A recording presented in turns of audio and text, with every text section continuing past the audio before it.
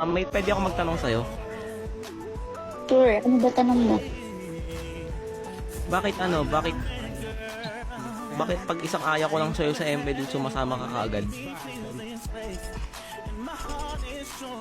Tatanong pa ba yan? Siyempre, ikaw lang yung gusto kong kalaro kahit tinataboy mo na ako.